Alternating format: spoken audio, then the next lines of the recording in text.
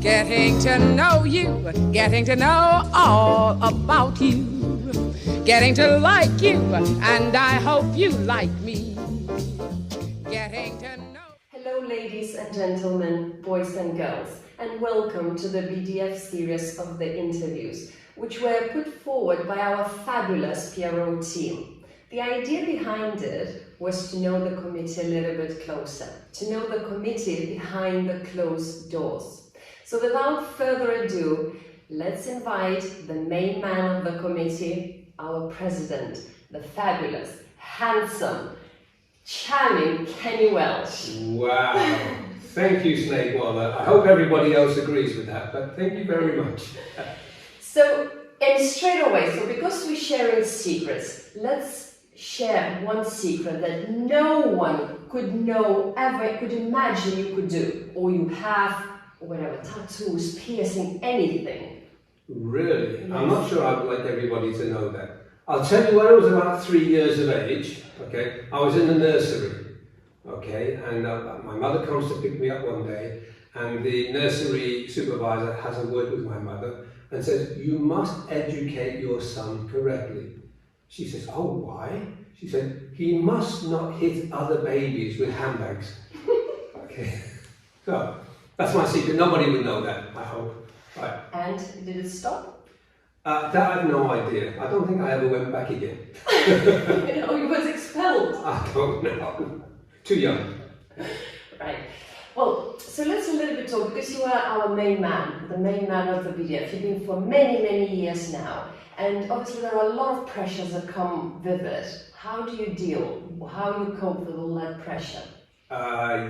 Yes, sometimes with aggravation, sometimes with calmness, sometimes with an agitated feeling, but most of the time it's the pressure is not so much of what we have to do, but the responsibility that we have. I look upon myself as what we call the keeper of the keys. It is the federation, we need the federation to run smoothly, and everything ends with me. So whether it's a good decision or a bad decision that other people make, it ends with me. And that basically is the worst part of it. It's taking responsibility for it. That in itself creates problems. You learn things about yourself. When I first started, it was all gung-ho, energetic, right, let's do this, let's do the other, I've got ideas to do this. And then other people don't agree with you. Well, that's not on the agenda. You've got to agree with me. I've got these ideas and we've got to do this and it'll make it great. But other people disagree. And one of the things that you learn is to be patient with the people, be tolerant. Tolerance really is what you learn from doing it, because everybody has an opinion, everybody has a different idea, good or bad, and it is a collective when the decision is made. Okay, if it's a tied decision, then okay, the responsibility stops with me again and I have to make a decision. But it's really being patient with them all. You learn, you have to sit back. I may not agree with them all, but I have to give everybody a chance. And hopefully it's a good working committee. They will tell you more than I would tell you if it's a good working committee or not. Yes, but it must be difficult when, for example, you really strongly believe that some idea and would like it to go that way, but the committee votes against it. Yeah. And let's say, so for example, 10 years ago and now, do you deal differently with that? How you? Yeah, of course, because not many people vote against what I do now. I don't mean that's because I'm more correct. I still think it's something I've learned to deal with other people. So we come to compromises before a decision is made.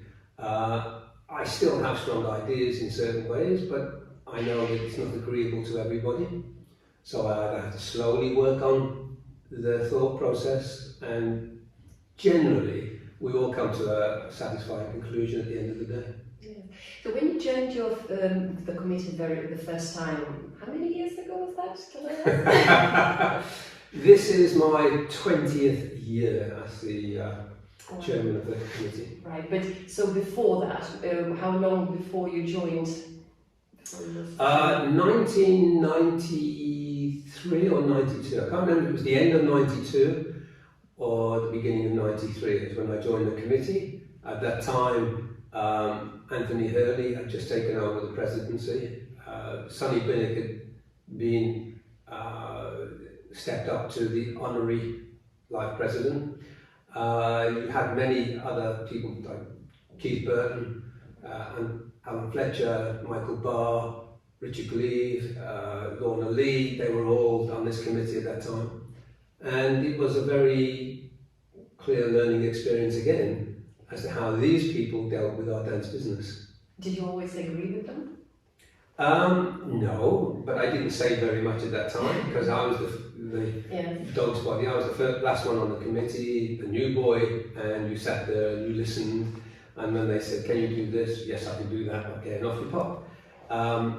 Eventually, when it gets into discussion, one of the things that you don't understand, when I say the politics of our dancing world, it's not so much us against them sort of doing this, it's how people deal with each other. And you don't understand that so much from a committee point of view. From my point of view, at the beginning, it was like, "Oh, this is the BDF, great committee, they can tell other people what to do," which is not true. And vice versa, sometimes could tell the BDF what to do, and you get so much anger going on with different people that eventually you look at the people who were in charge, how they dealt with those problems. Would I have dealt with it the same way? Probably not. But later, since I've sort of taken over the chair, I've seen their point of view. And very often, you make a decision not because you think it's the right decision, but that it will keep the people doing what they need to do. And then, again, it's tolerance, and it's being patient with people.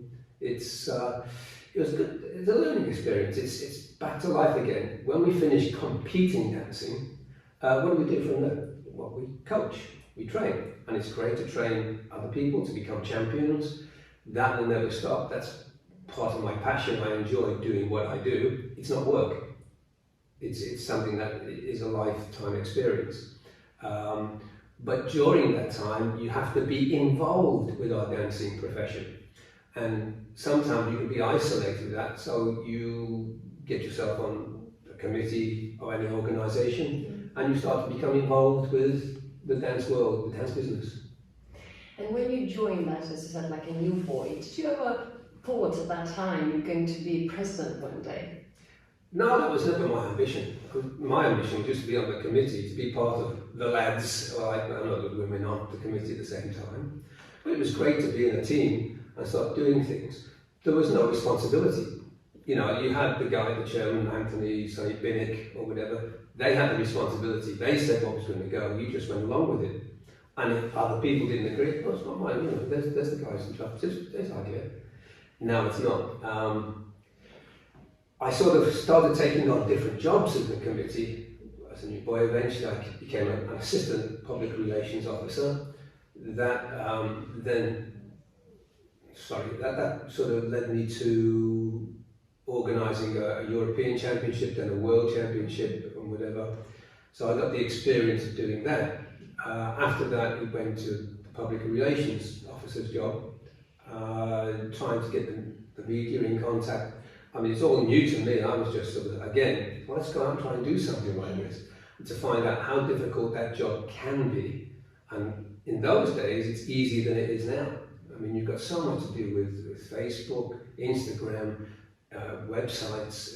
I had none of that at that time. It was just on the phone to the printers. And can you do this? Yeah, write it down. And then the committee was starting to change. Things were happening with the committee. People were getting older. Some people were retiring. Like Anthony Hurley had planned to retire and move off to Australia. And so things were moving. Then it just ended that there was a vacant position for the vice chairman. And the people who I thought would have gone for it were actually stepping down from the committee. And I thought, well, that leaves basically a lot of new boys, or whatever. So I decided to go for the vice chairman's job, thinking I still don't have responsibility. It still lies with the chairman. And so it was a bit easy to sort of coordinate things. Then eventually, Anthony Hurley did go, And that left who's going to be the chairman. Nobody else wanted the job, basically. So I organised a working head, if you like, with three people: myself, Stephen Powell, and David Signal. And the three of us sort of tried to reshape the organising of it and to get everybody else involved. And that was successful. David eventually stepped down. Graham Oswald took over. Steve Powell eventually stepped down and went to other ideas. Yeah, so and then it ended up, okay, now I'm 20 years. 20 years, there you go. And another 20 probably to go. That I can tell you, even if I live another 20 years, I can tell you won't happen. Well, so you obviously, you was competitor, you are president, you have this job, and you're a parent. So which one of those three you would say most challenging? Oh, challenging. Well, I have to give credit to my wife. As far as the family is concerned, and looking after the children, she was on the ball. She was very strong, she was very clear. I would go off and teach, come back, I'd go to a meeting, come back. So Marion was very much the dominant part with the family and did a great job with it. That left me to get on with the committee, and that, again, like I say, it's challenging. It's dealing with people. It's if I didn't know what your personality was, I wouldn't know how to speak to you really, except in a very polite way. But now I know if I don't speak to you in a polite way, you don't get too upset with me because you know that's not my meaning. And the same thing with the committee, only that's times 18. So it's very challenging. It's trying to deal with all of these people. And it's, I think eventually, after about 20 years, I've got a good idea how to do that now. So I suppose Marion wasn't very pleased when you took president's job, because she would know that obviously you will be less at home. Well, actually no. She said, you go ahead and do it. You know, she wanted me to do it. And there was a couple of times when let's say 5 years down the line, 10 years down the line, I said, you know, it's about time I step down. Let someone else take over. No, if you want to do this, you keep doing it. You keep, you know, I'm behind you, you do what you have to do. So, okay, there was no problem there. Well, sounds like you have a wonderful wife. I do actually. Yeah. So let's talk a little bit about your dancing. You're coming from a town, Liverpool, right? Yeah, city. Well, city of football. Football. Don't talk about religion. Okay. And you chose dancing, so what happened here? All your friends would play football and you went dancing. Well, I used to play football as well, but it started really with my parents. They used to dance, pre-amateur and novice pre-amateur. Then they started dancing senior. They wanted me to take up dancing, and there was no way I was going to do that because I was not the most well-behaved young little boy at the time. You know, a little bit of a tearaway. My mother used to very often call me a bastard. You know. But when they had lessons, they had lessons of a guy by the name of Eric Lashbrook, and this guy. For me, when I used to see him as a little sort of, I think 9 years old or 10 years old, something like that, I used to look at him and go, oh wow, this guy's great. He used to always have women on his arm. He'd be chatting with them and he's a bit of a womanizer. I thought, oh, great way to go like this way. He's always smoking, he was smoking, and he would go and drink. You know, he'd go to the bar and have lots of drinks. And he never stopped telling jokes. So all the women loved him, all the guys, all the jokes, and in the bar and everything. So I thought, this can't be bad actually. This guy, because he became a sort of a mentor to me. I went, oh, this guy's pretty cool. I'm going to go with it. I just want to see what I'm missing with the dancing now. So that's what started me off really. So it was basically the thought of meeting a lot of girls. I don't know what it was, but the guy was so popular, and the guy was so, I don't know, clever, intelligent, talented. I just thought, well, if he does this, I wouldn't mind a piece of something doing like this. So it's his charisma, in a way, that got me interested. Then, you know, you grow up with it. He taught me how to dance. He was a fabulous dancer, and he taught me basically how to dance the music, you know, without actually telling me all the details of it. And he got me into dancing, really. Yeah. So when you mentioned earlier was a really bad boy, a little boy. So when did that change, or didn't really never change? You're still pretty reckless now. No, I don't think it was bad. I think it was normal. You know, teenagers are normal. You know, in the dancing world, we used to have the British Championships at Blackpool Tower, and it used to be a great competition to go to because it was the only time you really met girls for what girls were for, in a sense, okay? And it was always, they had an aquarium downstairs in this tower ballroom, so it was always the old-time girls, which were, you know, they used to dance with each other. There was no boys, nothing, there was no competition. So plenty of girls. Oh, what? But sometimes it was difficult finding a space in the aquarium because they were all full, all the guys. But it was, I guess that's normal teenager stuff. You know, you mix, you get to know, you enjoy things like this without actually going to nightclubs. Well, yeah. So what's your naughtiest thing that you did in those times? I don't think that's a good question, really. I can't remember. As far as I know, I wasn't really that naughty. Oh, okay. Well, it's changed now since. No, there was little things like that, but I don't think it was that naughty, really. No.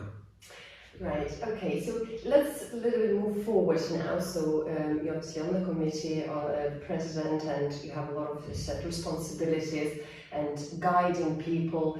And what guidance you could give now, perhaps as the head of the BDF, or perhaps as a head of teacher, you know, because you're a very quite famous teacher and known around the world, for the dancers around the world now, how you would recommend them or advise them to step out from this nightmare that we've all been for the past year? Oh, yeah, I think with this pandemic, the problem over this last year and a half has been a nightmare, really. And those who have had, again, patience comes into this, thinking about what they should do, will probably come out of this much better. It's an ideal opportunity that you can't just go and compete and then try to perfect your competing performance, to indulge in learning the technique a little bit more, but not just understanding the footwork and the toes and the heels, but why? Why do they do it this way? What is the sort of object? I mean, nobody can tell you now what the exact reasons were. They can only summarize because that's gone back years. But the handed down information gives us a clue.